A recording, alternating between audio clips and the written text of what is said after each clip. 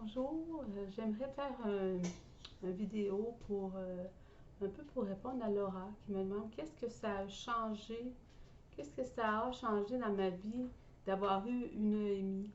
Eh bien, ça a tout changé parce que moi j'avais peur des gens, je faisais de la phobie sociale, j'ai vécu des choses difficiles dans mon enfance qui m'ont amené à avoir peur des gens, à manquer de confiance envers eux.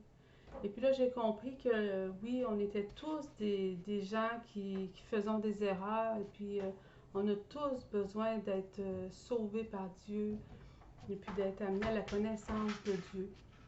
Dieu est amour, est compassion. Fait que lui, il attend qu'on soit là, disponible à lui. Nous, bien souvent par tous les événements de la vie, la course folle contre la montre chaque jour pour notre travail, pour les enfants, pour les repas, pour subvenir à nos besoins, on oublie Dieu.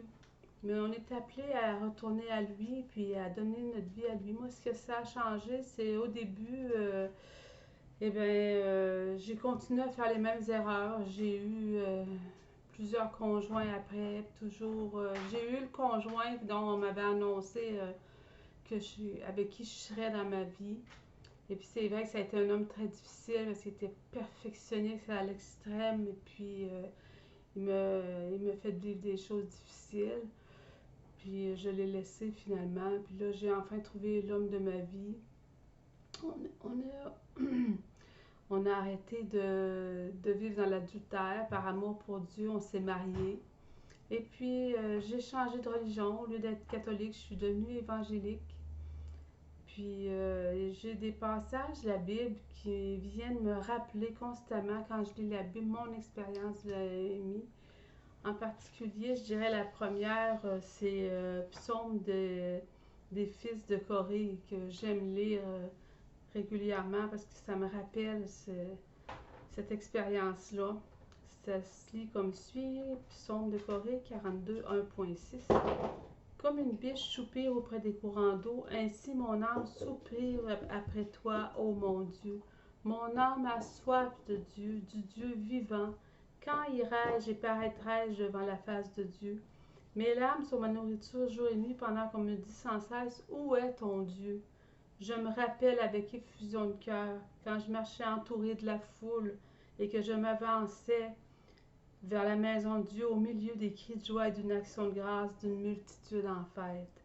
Pourquoi t'as battu mon âme et gémis-tu au-dedans de moi? Espère en Dieu, car je le louerai encore. Il est mon salut et mon Dieu.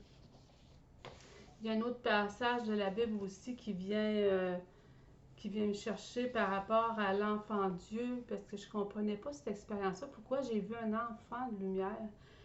Puis là, c'est ça, autrement dit, le Seigneur Jésus, lui, il y a eu un passage d'Ésaïe qui annonçait sa venue. Ça disait dans Ésaïe 7, 13 à 16, écoutez donc, maison de David, est-ce trop peu pour vous de lasser la patience des hommes, que vous lassiez encore celle de mon Dieu? C'est pourquoi le Seigneur lui-même vous donnera un signe. Voici, la jeune fille deviendra enceinte, elle enfantera un fils, et elle lui donnera le nom d'Emmanuel. Il mangera de la crème et du miel jusqu'à ce qu'il sache rejeter le mal et choisir le bien. Mais avant que l'enfant sache rejeter le mal et choisir le bien, le pays dont tu crains les deux rois sera abandonné.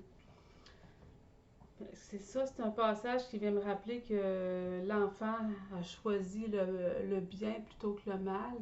Puis c'est le premier qui l'a choisi, c'est Jésus qui a été le premier à nous ouvrir le chemin pour nous ramener à la lumière divine. Voilà, c'était juste ça, un petit moment comme ça que je voulais vous partager ce matin. Merci. Bonjour à tous.